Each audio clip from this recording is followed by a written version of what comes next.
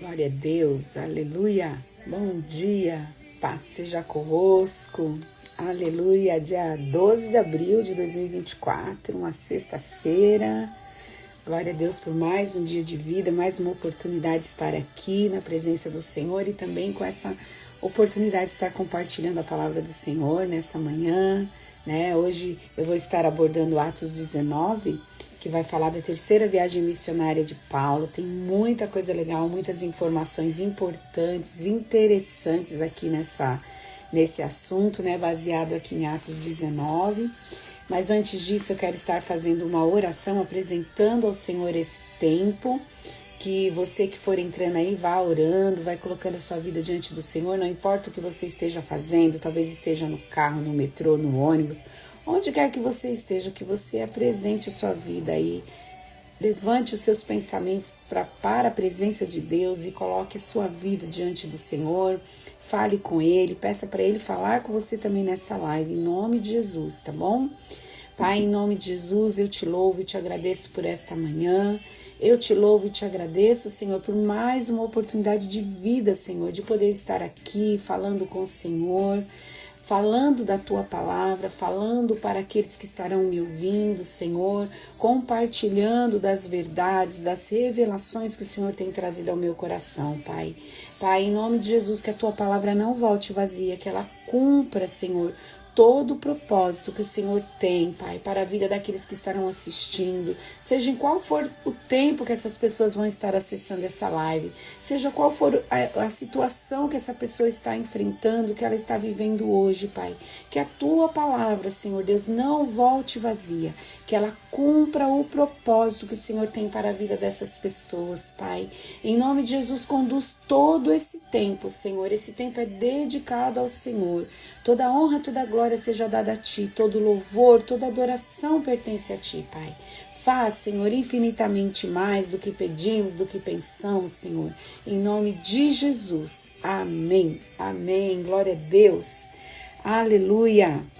Bom dia, bom dia. Quem está entrando aí, paz do Senhor Jesus. Hoje eu vou estar falando, do capítulo 19 de Atos dos Apóstolos.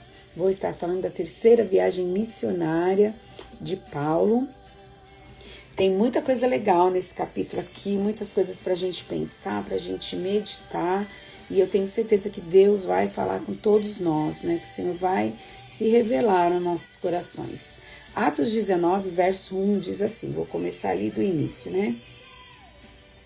Enquanto Apolo estava em Corinto, Paulo viajou pelas regiões do interior até chegar a Éfeso, no litoral, onde encontrou alguns discípulos. Ele lhes perguntou, vocês receberam o Espírito Santo quando creram? Não, responderam eles, nem sequer ouvimos que existe o Espírito Santo.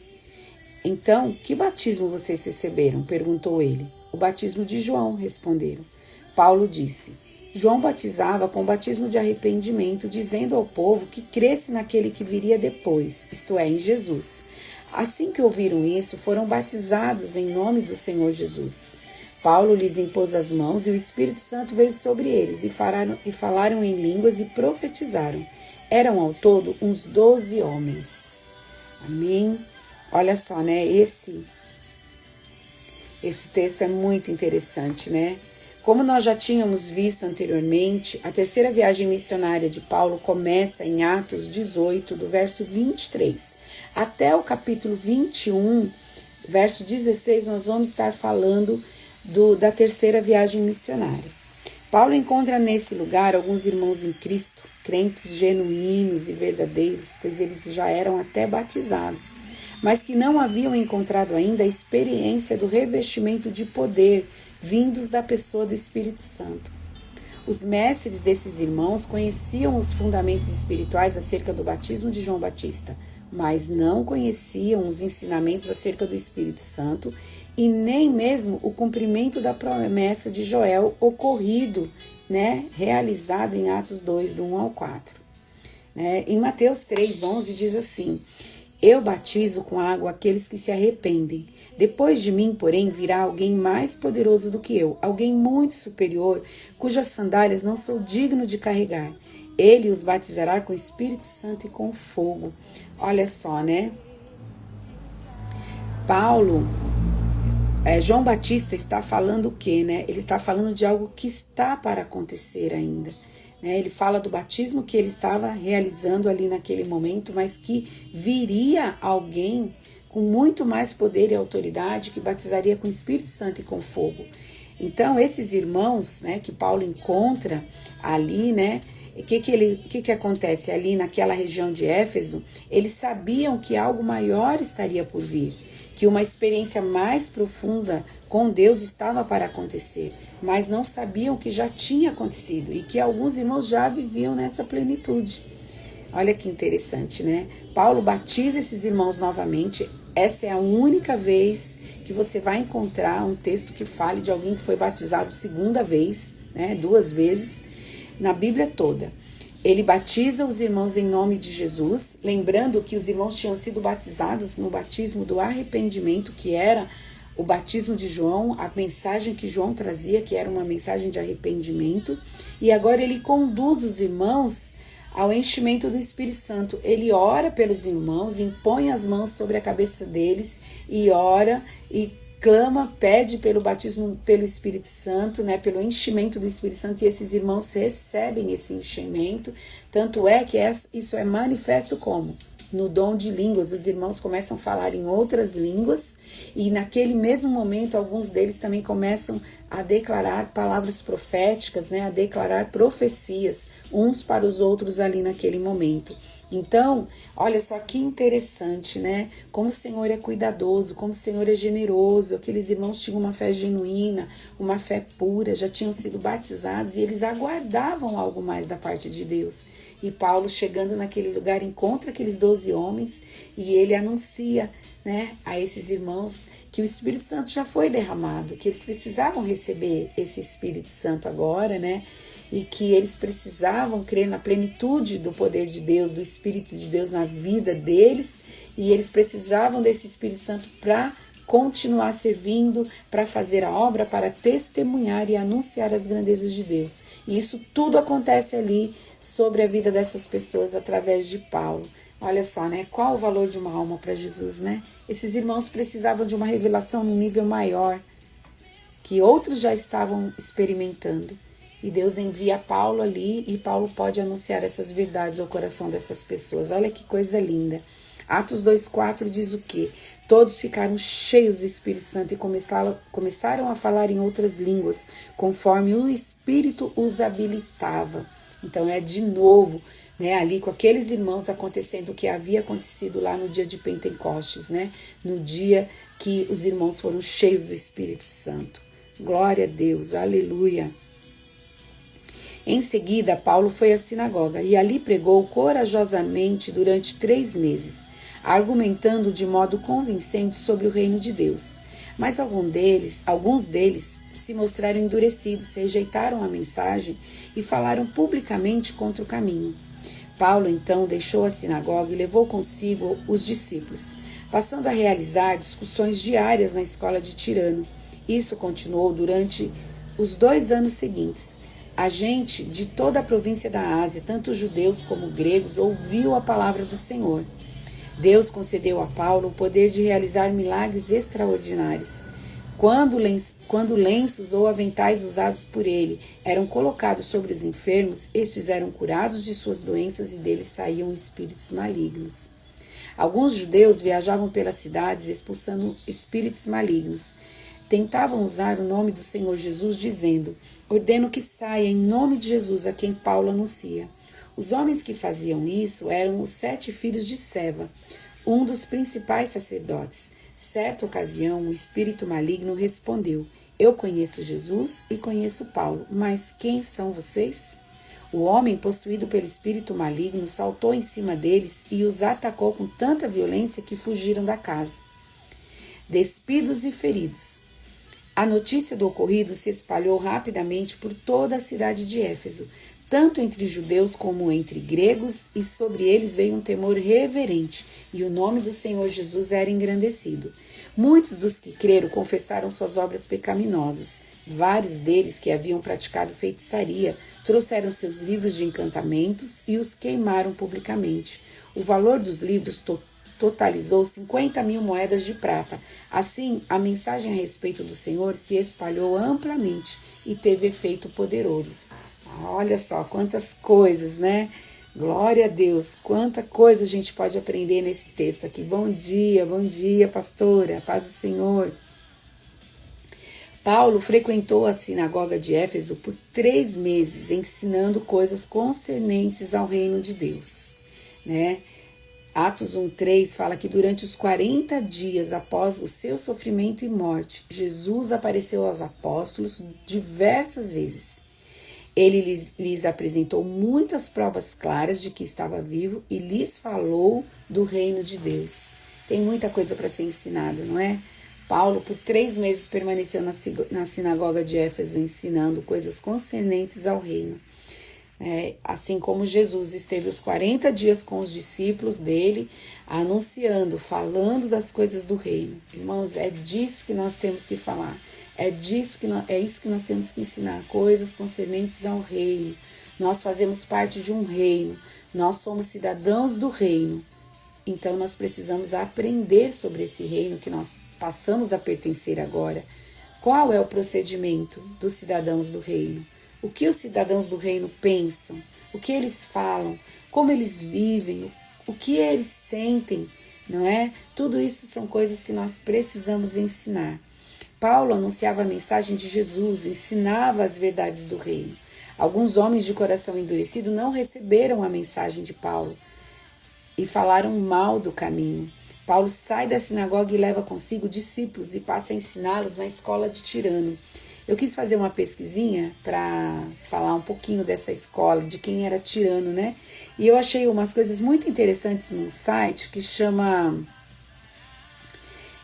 Pequenos Sermões, Grandes Mensagens, né? É de uma irmã em Cristo, de um irmão, Daniel Galha. Se você quiser, depois você pode procurar lá, né? No Google você vai achar e tem mais coisa. Eu peguei só algumas coisas. Paulo reuniu os que tinham crido e começou uma nova escola para estudar as Escrituras em um lugar cedido por um filósofo chamado Tirano.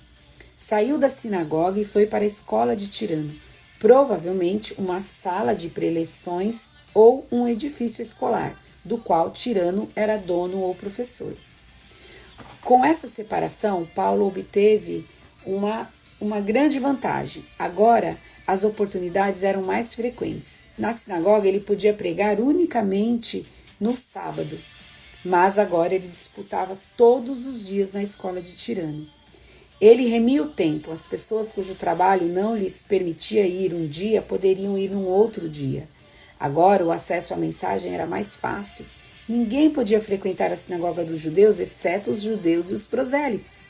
Os gentios eram excluídos. Contudo, tendo organizado um ponto de reunião na escola de Tirano, tanto os judeus como gregos podiam acompanhar o seu ministério. E como ele descreve esta excelente oportunidade surgida em Éfeso? Ele descreve a igreja de Coríntios. Lembra que eu falei semana passada que enquanto ele estava em Éfeso, ele escreveu a carta aos Coríntios. E ele diz o que em 1 Coríntios 16, 8 e 9? Uma porta grande e eficaz se me abriu e há muitos adversários. Então ele reconhece que no tempo que ele está ali em Éfeso, que uma porta grande foi aberta para ele e que ele precisa aproveitar, precisa remir o tempo. Lembra que Paulo escreveu essa carta ali, né? Nas cidades da região, todo o trabalho cessava às 11 horas da manhã e não recomeçava até a entrada da tarde. E Paulo estava ativo nesse horário, desde a hora quinta até a 10ª, isto é, desde as 11 da manhã até as 16 horas da tarde. Esse período se seguia ao término do trabalho matutino e, a despeito de muitas pessoas aproveitarem o horário para um repouso, é historicamente provável que Paulo usasse a escola enquanto o próprio Tirano não estivesse empregando, quando o auditório ficaria livre para frequentá-la. Era demasiado opressivo trabalhar nesse horário, e Paulo, ocupando a escola num horário tão desfavorável, em 2 anos revolucionou a Ásia Menor. Olha só, né? Quando a escola de Tirano estava vazia, num período em que todas as pessoas estavam descansando, porque provavelmente também era muito quente, Paulo estava trabalhando. Paulo estava ensinando na escola de Tirano. Paulo trabalhou fielmente em Éfeso. Suas palestras eram diárias e isso continuou pelos 2 anos seguintes. Treinou futuros líderes para o desenvolvimento da igreja na província da Ásia. Nessa escola formou vários evangelistas que saíram pela Ásia Menor, levando a palavra de Deus e plantando igrejas. Estes foram 2 dos anos mais frutíferos da igreja em expansão. Durante os 2 anos que Paulo dirigiu essa escola, todos os que habitavam na Ásia ouviram o evangelho. Isso mostra que Paulo e seus alunos fizeram mais do que estudar, eles também evangelizaram. Agora o povo que estava assentado em trevas viu uma grande luz. O reino entrou nas fortalezas de Satanás. Ainda nesse capítulo mesmo nós vamos falar de um momento em que os efésios eles ficam revoltados, né? Porque eles sentem que o negócio deles está ameaçado, que eles sentem que a adoração que eles davam a Diana estava ameaçada, e eles ficam por 2 horas clamando, revoltados. Grande é a Diana dos Efésios, né? Então, você vê o Senhor, não existe lugar difícil para Jesus, não existe lugar que Jesus não possa entrar. Olha só, o Evangelho invade a fortaleza de Satanás e por 2 anos e meio, Paulo fica ali ensinando as verdades do reino, ele fica ali falando de Jesus e o reino de Deus é estabelecido naquele lugar. Éfeso foi durante décadas o centro evangelístico da igreja cristã na Ásia Menor. Éfeso ficava na região da Turquia, né? É o único lugar onde Paulo, durante suas viagens missionárias, passou 3 anos num ministério de ensino. Um apóstolo, mestre, profeta, né? Um homem cheio do Espírito Santo. Ele pratica, né, o dom do ensino ali, traz revelações profundas à igreja de Éfeso. Nós temos a carta, né, que ele escreve depois, mais para frente ele escreve para os Efésios. Temos a carta dos Coríntios que ele escreve enquanto está ali em Éfeso. Então você vê a grandeza desse poder, dessa ação dele, dessa atitude dele ali naquele lugar, né? Seu sucessor foi Timóteo. Depois Paulo sai dali e Timóteo fica ali. Tá? Isso está escrito em 1 Timóteo 1,3. E mais tarde o apóstolo João serviu na igreja de Éfeso. Dizem os historiadores que quando ele sai da igreja, quando ele sai de Patmos, né, da ilha de Patmos, ele vai para Éfeso e ele ainda serve a igreja de Éfeso ali por mais um tempo. Então, é um lugar de relevância na história da igreja. É um lugar importante. Bom dia, paz do Senhor. É um lugar importante onde o reino foi anunciado, né? Apesar de todo o investimento espiritual que houve em Éfeso, através de Paulo e todos os irmãos que contribuíram para o crescimento dessa igreja, Jesus tem uma mensagem em Apocalipse a essa igreja e a todos nós. Você vê que foi um lugar importante, é um lugar importante e nós temos muito a aprender com a igreja de Éfeso. Nós temos muito a aprender com aquilo que Paulo ensinou ali, com as ações de Paulo em favor do reino, em favor do alvo de anunciar a mensagem, de ensinar as verdades do reino. Eu quero ler com você Apocalipse 2, do 1 ao 7. Escreva esta carta ao anjo da igreja em Éfeso. Esta é a mensagem daquele que segura na mão direita as 7 estrelas, daquele que anda entre os 7 candelabros de ouro. Sei de tudo o que você faz. Vi seu trabalho árduo e sua perseverança, e sei que não tolera os perversos. Examinou as pretensões do que se dizem apóstolos, mas não são, e descobriu que são mentirosos. Sofreu por meu nome com paciência sem hesitar, quer dizer, no meio do sofrimento, a igreja permaneceu no caminho. No meio dos combates, ela permaneceu no caminho. Contudo, tenho contra você uma queixa. Você abandonou o amor que tinha no princípio. Veja até onde você caiu. Arrepende-se e volte a praticar as obras que no início praticava. Do contrário, virei até você e tirarei seu candelabro do seu lugar entre as igrejas. Mas há isto a seu favor. Você odeia as obras dos nicolaítas, como eu também odeio. Quem tem ouvidos para ouvir, ouça o que o Espírito diz às igrejas. Ao vitorioso, darei o fruto da árvore da vida que está no paraíso de Deus. Olha só, né? Eu estava falando de como essa igreja começou, de todo o investimento que Paulo teve, né, ao ensinar as verdades do reino nessa igreja por 2 anos e meio. Ele sai de lá, fica Timóteo. Depois de alguns anos, o apóstolo João, depois de sofrer martírio, dizem os historiadores que ele foi jogado num caldeirão de óleo fervente. Ele não morre ali. Aí ele é lançado, levado lá para ficar exilado na ilha de Patmos. Ele tem a visão do Apocalipse. Quando ele sai dali, o que acontece? Ele vai servir na igreja de Éfeso. Depois de todo esse investimento, depois os anos se passam, lá, João, lá na ilha de Patmos, ele tem uma visão do Apocalipse, que nós temos registrado aqui nas Escrituras. E Jesus tem uma mensagem para 7 igrejas da Ásia. E uma dessas mensagens é para essa igreja que está localizada em Éfeso. Pensa nesse caminho que a igreja de Éfeso percorreu durante os anos. Jesus é aquele que tem nas mãos as 7 estrelas, ou seja, os 7 líderes, todos os líderes, os pastores. Ele anda entre os candelabros, ou seja, anda entre as igrejas. Ele sabe de todas as coisas. Essa é uma fala que ele, uma mensagem que ele dá para a igreja. Sei de tudo o que você faz. Sei quem você é. Conheço as suas obras. Jesus tem vários elogios para essa igreja. Ele reconhece seu trabalho árduo, sua perspicácia em investigar e comprovar quem são os verdadeiros e os falsos dentro da igreja. Mas a igreja ainda está em falta. Ela deixou o quê? Ela deixou seu primeiro amor. Ela caiu porque abandonou o seu primeiro amor. Tenho contra você uma queixa. Você abandonou o amor que tinha no princípio. Veja até onde você caiu. Arrepende-se e volte a praticar as obras que no início praticava. O que será que a igreja de Éfeso deixou de praticar e que Jesus agora está falando para ela? Volte a praticar as primeiras obras. Volte ao primeiro amor. Jesus investiu em nós. Levantou pessoas que têm gastado tempo nos ensinando. Precisamos honrar o que Jesus fez e ainda faz por nós.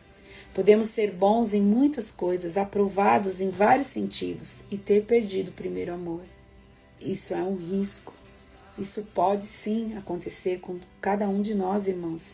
A palavra do Senhor diz: aquele que está em pé, cuidado para que não caia. Nós podemos estar fazendo por obrigação, fazermos porque somos bons no que fazemos. Mas eu tenho uma inteligência fora da média, eu leio as escrituras, eu entendo, porque isso também é uma revelação que vem de Deus. Nem todos entendem, irmãos.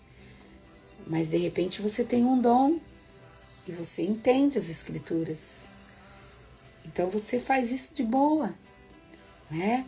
Muitas vezes nós fazemos porque somos bons naquilo, nós falamos bem, nós temos uma boa postura, nós sabemos como colocar as palavras, nós já sabemos como escrever, como falar, né? Já sabemos como agir, já conhecemos as liturgias dos nossos cultos, já sabemos como as coisas acontecem, o que vem depois do louvor, que palavras usar para que as pessoas acreditem que eu estou cheia do Espírito Santo, os gestos que eu devo fazer. Fazemos ou agimos porque já sabemos que isso é correto e o certo, mas não fazemos mais com o mesmo amor, com o mesmo fogo, né? Eu acho interessante que quando ele diz aqui, sofreu por meu nome com paciência, sem desistir. Quer dizer, não desistiu do caminho. Passou por tribulações, por sofrimentos, mas permaneceu no caminho. Mas o amor não é o mesmo. Já não queima como queimava no início. O coração já não arde de amor por Jesus como fazia no início, como era no início, que estava disposto a qualquer coisa que Jesus falasse, qualquer comando que Jesus desse. Havia um empenho em obedecer, em agradecer a Deus, em obedecer imediatamente quando Ele falava. Agora, nós já sabemos como as coisas são. Ah, tá bom, não vou fazer agora, mas daqui a pouco eu faço. Não consegue sentir o peso da urgência que o Espírito Santo está falando conosco para fazer determinadas coisas, para nos posicionar de determinada maneira. Vamos examinar os nossos corações, pedir para que Jesus e o Espírito Santo nos avalie, nos mostre se ainda amamos como no princípio. 1 Coríntios 13, do 1 ao 8, diz: se eu falasse as línguas dos homens e dos anjos, mas não tivesse amor, seria como um sino que ressoa, ou um símbolo que retine. Sem ter um som que seja discernido, sem ter uma mensagem que anuncie a verdade. Se eu posso falar a língua dos homens e dos anjos, mas se eu não tiver amor, o que eu estou falando não vai surtir efeito, não vai produzir vida, não vai chamar as pessoas ao lugar que Jesus quer que elas estejam. Se eu tivesse o dom de profecia, se entendesse todos os mistérios de Deus e tivesse todo o conhecimento, e se tivesse uma fé que me permitisse mover montanhas, mas não tivesse amor, eu nada seria. Se eu desse tudo o que tenho aos pobres, até entregasse o meu corpo para ser queimado, e não tivesse amor, de nada adiantaria. Olha só, né? Muitas vezes as pessoas estão tão preocupadas em fazer as caridades, em fazer tantas obras. Faz porque acredita que é certo fazer, e deve fazer mesmo. Faz porque acredita que isso está mantendo o seu coração calmo acerca de qualquer peso, de qualquer acusação, mas não faz por amor. Não vai adiantar nada, é tempo perdido, trabalho perdido. O amor é paciente e bondoso. O amor não é ciumento nem presunçoso, não é orgulhoso nem grosseiro. Não exige que as coisas sejam à sua maneira, não é irritável nem rancoroso. Não se alegra com a injustiça, mas sim com a verdade. O amor nunca desiste. Nunca perde a fé, sempre tem esperança e sempre se mantém firme. Um dia, profecia, línguas e conhecimento desaparecerão e cessarão, mas o amor durará para sempre. Olha só, a advertência de Jesus para a igreja de Éfeso: tenho contra ti que deixaste o primeiro amor. Eu fico pensando, né? Jesus traz para eles tantos elogios. Jesus mostra para eles tantas coisas legais e aprovadas por Jesus que eles fazem. Mas eu tenho uma coisa contra você: você deixou o primeiro amor. Irmãos, que pesado que é isso, não é? Que difícil que é isso. Quem pode discernir essas coisas? O Espírito Santo que mora dentro de nós pode discernir essas coisas, pode trazer luz sobre a nossa mente, sobre o nosso coração e nos mostrar que nós já não amamos como amávamos antes, tanto a Jesus quanto aquilo que Ele ama. Porque o segundo mandamento é o que? Amar o teu próximo como a ti mesmo. Então, se você ama Jesus, mas não ama o teu próximo, você é mentiroso. Você está enganando. Né? Porque o amor verdadeiro, ele está baseado no amor a Deus, ele tem como fundamento o amor a Deus e a obediência aos seus mandamentos. E o segundo grande mandamento é amar o próximo como a ti mesmo. Se nós não amamos o próximo como a nós mesmos, nós já pecamos, nós já estamos fora do propósito, nós já erramos. Se Jesus colocasse nossas vidas, nossas obras e motivações numa balança, qual seria o saldo? O que Ele falaria para nós? Qual a mensagem que seria entregue para nós? Não é? Se Ele falasse como Ele falou para a igreja de Éfeso: eu tenho visto o seu trabalho árduo e a sua perseverança, e sei que você não tolera os perversos, que você tem examinado as pretensões do que se dizem apóstolos, mas não são, e descobriu que eles são mentirosos. Você tem sofrido pelo meu nome com paciência, sem desistir. Mas, contudo, eu tenho contra você, que você deixou o seu primeiro amor. Olha até onde você caiu. Veja bem onde você caiu. Volta, se arrepende e volta ao primeiro amor. Se Jesus colocasse as nossas obras, nossas intenções numa balança, qual a mensagem que ele traria para nós? O que ele falaria para nós? Quanto você tem amado Jesus? Quanto você ainda tem de disposição em fazer exatamente o que ele está te mandando fazer, em obedecer o que ele está mandando você fazer? A sua obediência demonstra quanto você ama. A sua obediência revela o seu verdadeiro amor por Jesus. Não é? Quanto você ama o próximo. Quanto você está disposto a abrir mão da sua vontade, das suas dores, por amor ao próximo e por amor a Jesus em obediência a Ele. Não é? Porque a obediência também vai entrar no cumprimento dos mandamentos, quando o Senhor nos ensina a perdoar, a esquecer as ofensas, as tristezas, a entregar tudo para Ele. Tudo isso demonstra o quanto você ama Jesus. Muitas vezes, irmãos, nós temos que olhar fielmente para Jesus e deixar tudo para trás, tudo que nos impede de seguir em frente, que se torna um fardo pesado para nós. Nós temos que deixar tudo para trás e olhar para Ele e seguir em frente. Porque é isso que o Senhor quer de nós. Amando Jesus cada vez mais. Que esse fogo de amor seja aumentado em nós, em nome de Jesus. Nós vemos ainda, no verso 11 e 12, que Deus fez o quê, Deixa eu voltar lá no texto base, que a gente está falando hoje, que é Atos 19, agora eu vou falar o 11 e o 12. Deus concedeu a Paulo o poder de realizar milagres extraordinários.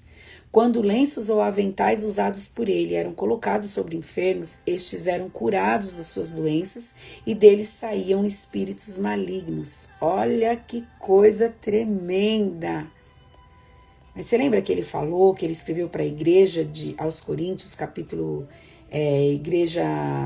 no capítulo 16, ele fala o quê? Uma grande porta se me abriu, mas há muitos adversários.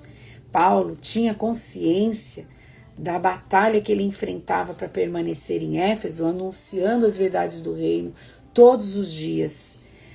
Alguns estudiosos acreditam que esses lenços não eram esses lenços que nós conhecemos, os paninhos, as toalhinhas que Paulo secava o suor do seu rosto. Não eram esses. Acreditam-se que eram os trapos amarrados na cabeça de Paulo para conter o suor enquanto ele trabalhava, enquanto ele ensinava, enquanto ele ministrava. Talvez essa prática venha do testemunho da mulher do fluxo de sangue, que ao tocar na barra das vestes de Jesus foi instantaneamente curada. Lembra? A mulher pensou que se eu apenas tocar nas suas vestes, eu serei curado. Mateus 9, do 20 ao 21. Talvez as pessoas conhecendo esse testemunho entenderam, olha, se eu apenas puder ficar com aquele lenço dele, tocar nas minhas doenças, nas minhas enfermidades, eu serei curado. Atos 5:15 diz assim, como resultado, o povo levava os doentes às ruas, em camas e macas, para que a sombra de Pedro cobrisse algum deles enquanto ele passava. Olha que coisa tremenda. Isso não era uma doutrina, era uma ação de fé dos seguidores de Jesus. Não partiu dos apóstolos a ordem dessa prática. Foram as pessoas que decidiram colocar seus doentes nas ruas onde o apóstolo passaria, porque creram que seriam curados. Nós não podemos fazer disso uma doutrina, uma regra, mas também não podemos impedir que as pessoas manifestem seus atos de fé. Isso deve acontecer voluntariamente. As pessoas faziam isso voluntariamente. Pegavam os lenços dele, os aventais dele e colocavam sobre os enfermos, e os enfermos eram curados, e os que eram cativos das trevas, eram endemoniados, eram libertos através das roupas de Paulo, dos aventais dele, dos lenços, dos trapos que eram usados na cabeça dele para conter o suor. Então, olha que coisa maravilhosa que nós podemos entender nesse capítulo 19, Quantas coisas a gente já falou aqui, Nesse capítulo 19, da ação dele ali na igreja de Éfeso, no tempo que ele esteve ali né, ensinando a palavra, das coisas que aconteceram nesse momento. Eu quero encerrar essa live nessa manhã, louvando a Deus por essa oportunidade de estar falando da palavra do Senhor para você. Né? Que o Senhor continue ministrando no seu coração, que Ele continue falando na sua vida. Queridos, que você medite nessa palavra dia e noite, que você permita que essa palavra te cure, te restaure, que ela traga luz na sua mente, no seu entendimento e que você se posicione dentro daquilo que Deus quer para a sua vida. Olha, eu falei aqui da igreja de Éfeso, falei do seu fundamento e falei da carta que o apóstolo João escreveu para ela, né? Que a mensagem que Jesus entregou para João, para a igreja de Éfeso. E nós muitas vezes pensamos que está tudo bem com a gente. Eu estou no caminho, eu faço tudo o que eu sei fazer, que eu sei que é certo, que está nas escrituras, mas o nosso coração, irmãos, ele tem que estar sendo protegido, para que a gente não venha ser reprovado pela falta de amor. Pela falta de amor a Jesus, porque a nossa desobediência comprova que nós não amamos Jesus. E pela falta de amor ao próximo, quando a gente não ama o nosso irmão, como as escrituras dizem que a gente deve amar, não é? João também escreveu assim, se você diz que ama a Deus que você não vê e não ama o seu irmão que você não vê, você é um mentiroso. Então, muitas vezes, nós pensamos que estamos sendo aprovados, pensamos que somos crentes de verdade e nós não somos, porque o nosso testemunho prova que nós não somos crentes de verdade, porque nós somos conhecedores da palavra e não praticamos. Jesus recriminou a igreja de Éfeso, uma igreja que teve tanto investimento, que teve homens de Deus que ensinou a palavra para ela. Paulo ficou ali por 3 anos ensinando, num horário em que ninguém trabalhava, num horário em que as pessoas estavam descansando porque o calor era tremendo naquele lugar. Paulo usava a escola de Tirano e ensinou todos os dias as verdades do reino. Tanto os judeus como os gregos foram alcançados naquele lugar. Toda a Ásia foi alcançada através dos ensinos dele e dos outros irmãos que permaneceram ali depois que ele saiu. Mas olha o que Jesus ainda fala para essa igreja em Apocalipse. Eu sei o que você faz. Eu sei quem você é. Quando ninguém sabe, eu sei quem você é. E eu conheço as tuas obras. Tenho contra ti que você deixaste o primeiro amor.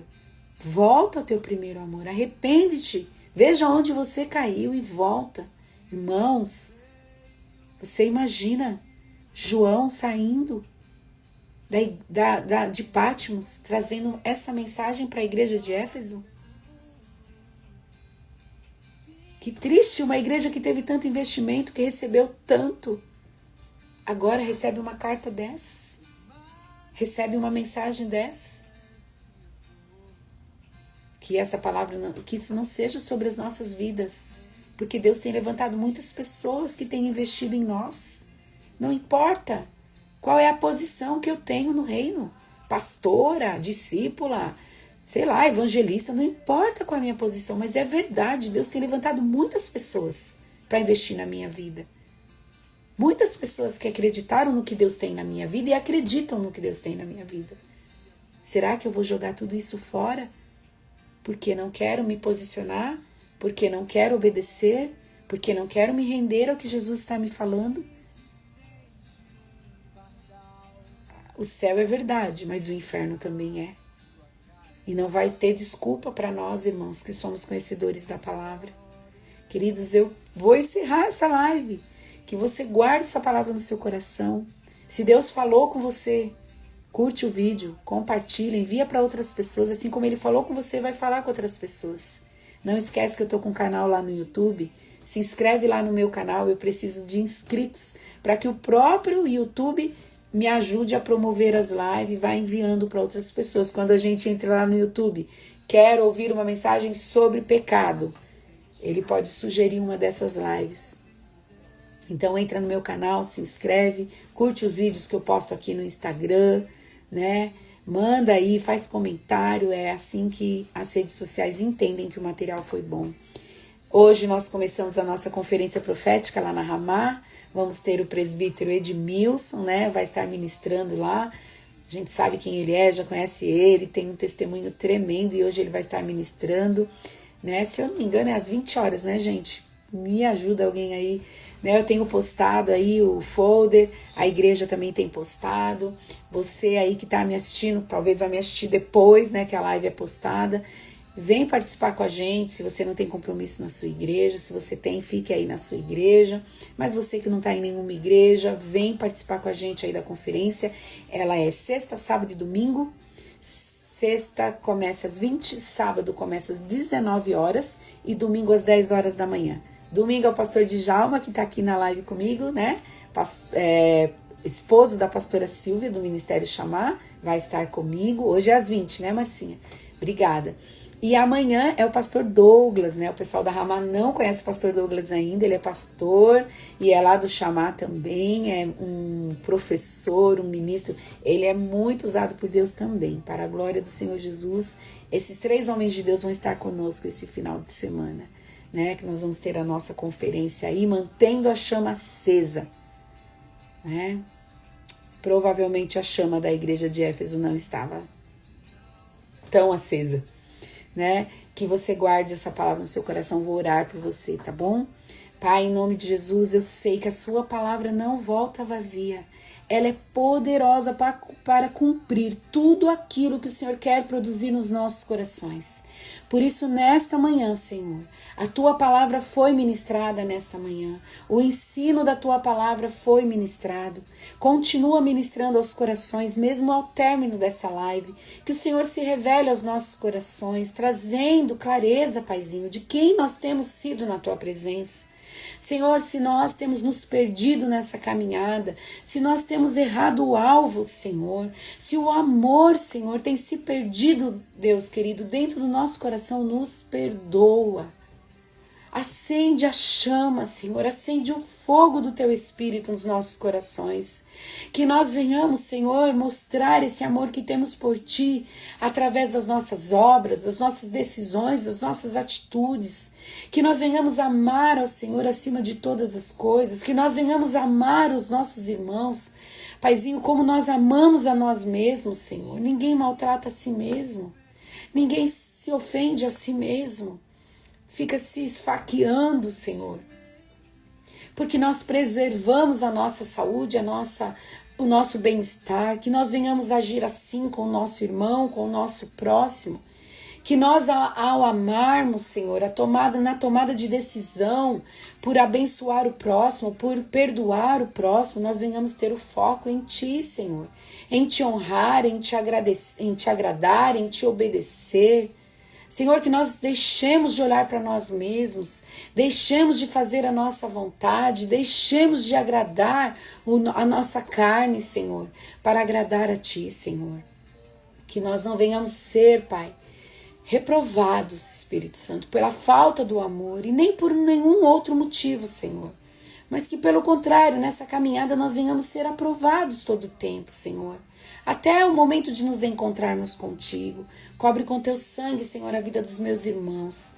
Traz luz, traz revelação ao coração deles. Por onde quer que essa live for, que o teu nome seja honrado, seja glorificado e que a tua palavra, Senhor, seja exaltada. Que haja alinhamento nos nossos corações, Senhor, através da exposição da tua palavra. Que haja, Senhor Deus, a revelação da tua glória sobre cada um de nós, Pai. Em nome de Jesus, Senhor. Amém, amém e amém. Glória a Deus. Deus abençoe vocês. Um dia cheio da paz do Senhor, né? Para o pessoal da Ramá até a noite. Para os que não são da Ramá, Deus te abençoe. Um bom final de semana, né? Um final de semana de paz aí para vocês. Em nome de Jesus. Amém. A paz, queridos. Logo a live já vai estar lá no YouTube, tá bom? Deus abençoe.